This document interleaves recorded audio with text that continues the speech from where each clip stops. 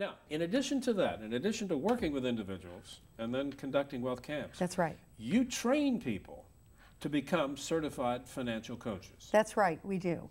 which is what we have with us in Dick. That's Am I right. That's correct. Dick, you've been sitting there. So nicely. have you. I've been transformed by Yeah, what's well, I being mean, said. this is quite a fascinating story.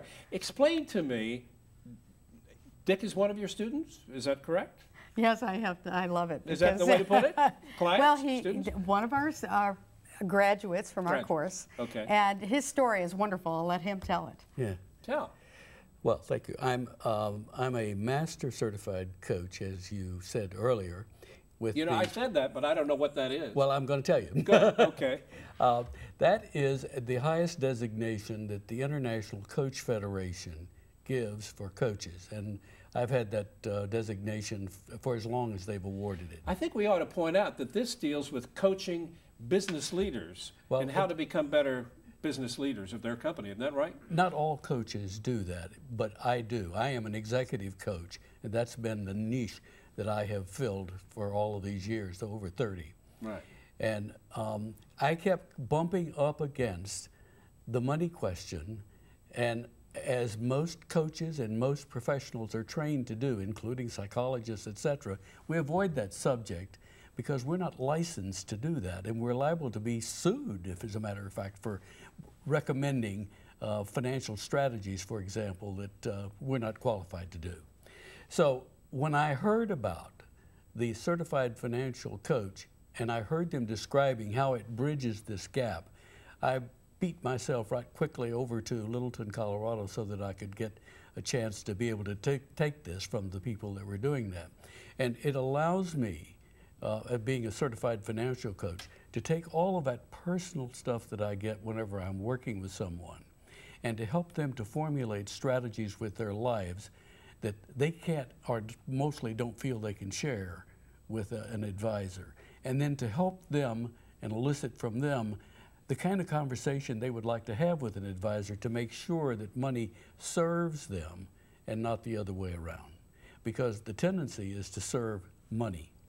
And the higher you get in corporations, I find it more and more of an issue because they get caught up in working and they have to answer a question, to me anyway, which is, when is enough enough?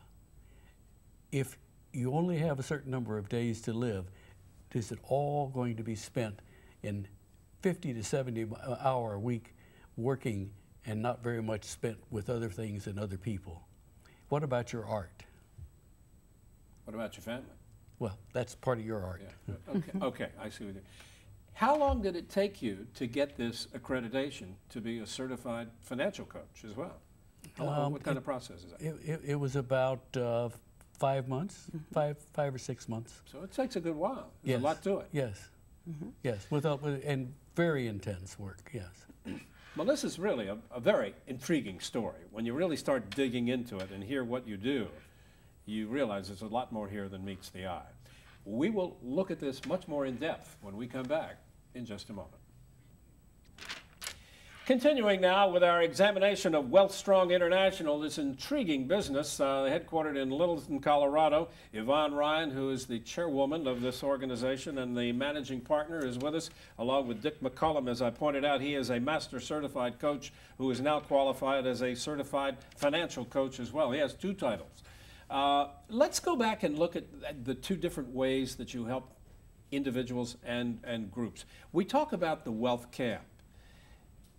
Do you think the people who go to these wealth camps to learn get as much out of it as someone who works one-on-one with you as a certified financial coach? Are they as open to give you as much information as you need to help them? I guess that's the key. Well, I believe one way or another, and it really is a preference for people. Some people really like the one-on-one of working directly with a coach, but there's some other advantages. You know, we were talking off camera before. Why don't you go into talking a little more about that? I think the advantage of the wealth camp is, in fact, the collusion of the entire group, so that there's support, there's critique, but mostly support, and the opportunity to begin to see that there's other people who have some of the same questions. So there's an enhanced learning that takes place there.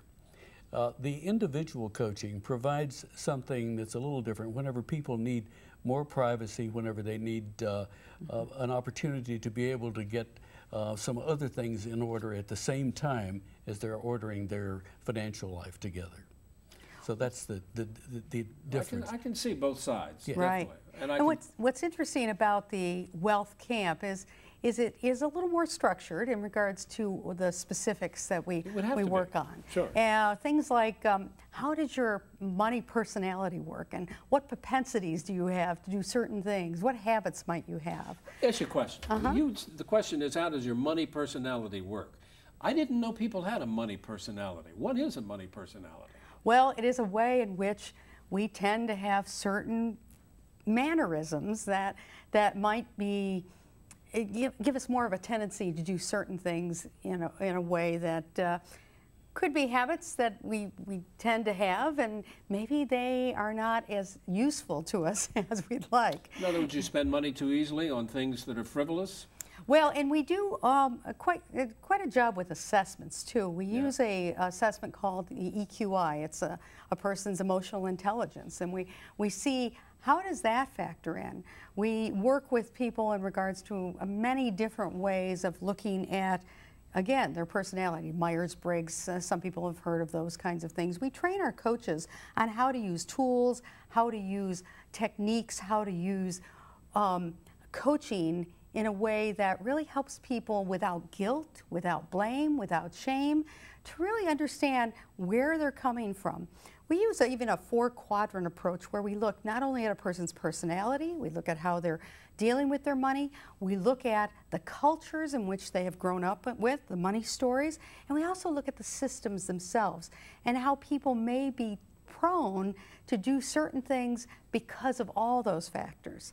And so by helping people understand and become the observer of where they've come from, what they've been doing, sort of taking off some mask in their lives and really making a choice of how they work with their money or how they save or how they, spend money, and looking at their values, all those things enter into how a person starts working with their certified financial coach. And once someone has gone through this kind of training, do you notice a big change in them? Can I say something? Sure, I would, first of all, I'd like to say that what's different is, if you think about this is really quite dynamic. We're a little bit like the fish in water, and the fish isn't aware of the water. And that's how pervasive our money stories are for us. And then suddenly, when we become aware of that, and we begin to experience what the power that has had over us, and the kinds of ways it has forced us into doing things that we hadn't thought of before, it becomes something where it's almost immediately visible in the way the person behaves. And we have some examples of that. I was just going to say, you must have some stories, success stories, I Well, guess we'd call it's them. interesting. We have stories all the way from, for instance, one person really used to pride herself on how she knew the layouts of a certain department store, not only in her own city, but wherever she had children. She used to visit them, and she knew the layout. Literally, she could walk in the store and tell you where certain parts of, if you need, stockings, so you go over here, and if you need this, you go over there. And I remember when I started talking to her, thinking that was very interesting that someone would have that much of a knowledge of the layout of the store. After she graduated from our program, or went through our program, I got a call from her a few weeks later, and she said, I just realized I haven't been in the store. She said her closets were filled with, clothes that she didn't need. Her husband they were always having little discussions about this. She just, would always pick up stuff and take off and say, well, this is it. This is, I needed that, or, oh, that's on sale. A whole different way of being and not even realizing. Another couple, literally, they owned dual Porsches, and they didn't drive them very much. They just sort of kept them in their garage, and they were spending $1,200 a month on payments. And they realized, what are we doing? keeping up with the Joneses, that's really not what this is about. And they stopped. And they literally went home. The person who was in our wealth camp went home, talked to the spouse, and said, "What are we doing?" And they started making a difference in regards to the way in which they started valuing what they were doing with their money.